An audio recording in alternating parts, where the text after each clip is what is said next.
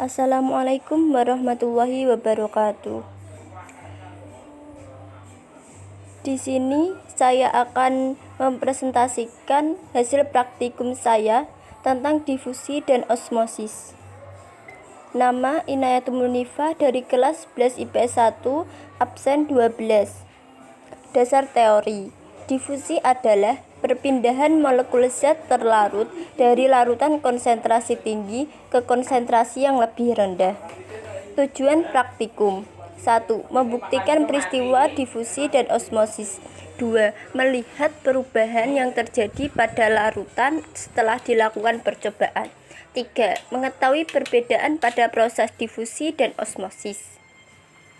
Bahan dan alat yang digunakan: 1. Air dingin, 2. Air panas, 2 gelas, 2 teh, dan 1 jam tangan atau stopwatch.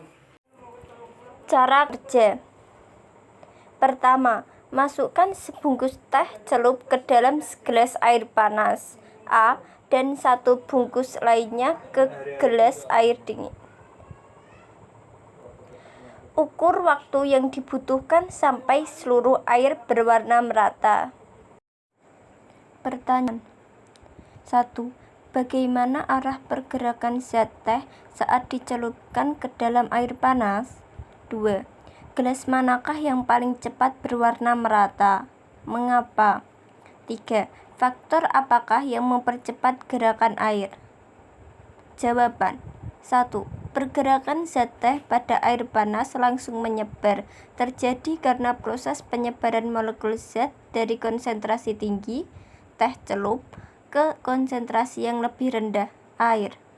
2. Teh celup yang dicelupkan pada gelas yang berisi air panas lebih cepat mengalami perubahan warna atau difusi karena semakin tinggi suhu semakin cepat proses difusi terjadi.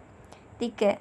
Faktor yang memengaruhi proses difusi adalah suhu karena semakin tinggi suhunya semakin cepat pula kecepatan proses difusinya. Maka sebaliknya juga semakin rendah suhunya maka semakin lambat pula kecepatan difusinya. Dari praktik difusi kita bisa menyimpulkan suhu sangat berpengaruh terhadap kecepatan suatu partikel dalam bergerak.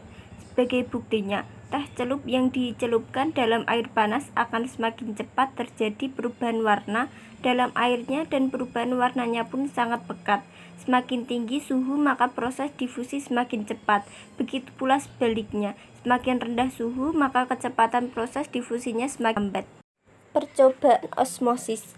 Osmosis adalah proses perpindahan atau pergerakan molekul zat pelarut dari larutan yang konsentrasi zat pelarutnya tinggi menuju larutan yang konsentrasi zat pelarutnya rendah melalui selaput atau membran selektif permeabel atau semi permeabel.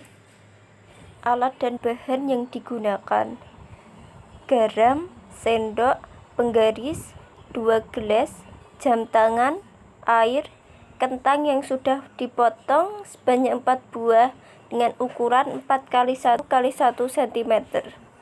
Cara kerja: tuangkan air pada kedua gelas hingga tinggi air sama. Kedua, beri gelas A dengan 2 sendok garam. Ketiga, masukkan 2 potongan kentang ke gelas A dan 2 potongan kentang ke gelas B. Keempat, simpanlah di tempat yang aman selama 5 jam. 6. Amatilah perubahan yang terjadi. Pertanyaan: adakah perubahan ukuran kentang pada kedua gelas? 2. Mengapa ukuran kentang dapat berubah? Kaitkan dengan proses pergerakan air. 3. Pada gelas A, air mengalir dari titik-titik ke titik-titik atau dari larutan konsentrasi titik-titik ke larutan konsentrasi. Jawaban: 1. Ada. Dari hasil pengamatan dapat kita ketahui bahwa sel-sel kentang mengalami perubahan ukuran. 2. Karena sifat larutan yang hipertonis maupun hipotonik terhadap kentang. Pada larutan garam kentang menjadi lembek dan terjadi pengurangan ukuran. Ini disebabkan karena kentang yang hipotonis terhadap larutan garam, sehingga air yang ada pada kentang keluar dari sel-sel kentang yang menyebabkan kentang menjadi lembek dan mengalami pengurangan ukuran. 3. Pada gelas A, air mengalir dari bawah ke atas atau dari konsentrasi rendah ke konsentrasi tinggi. Dari hasil percobaan osmosis pada kentang, kita dapat menyimpulkan kentang yang dimasukkan dalam larutan garam mengalami penyusutan dan terjadi perubahan tekstur pada kentang yang awalnya keras menjadi lunak. Hal ini dikarenakan H2O di sekitar sel kentang lebih sedikit dibanding di dalam kentang dan mengakibatkan sel kentang harus mengeluarkan H2O sehingga terjadi krenasi atau pengerutan sel karena kentang kehilangan air dalam sel-selnya, sehingga sel kentang mengalami penyusutan.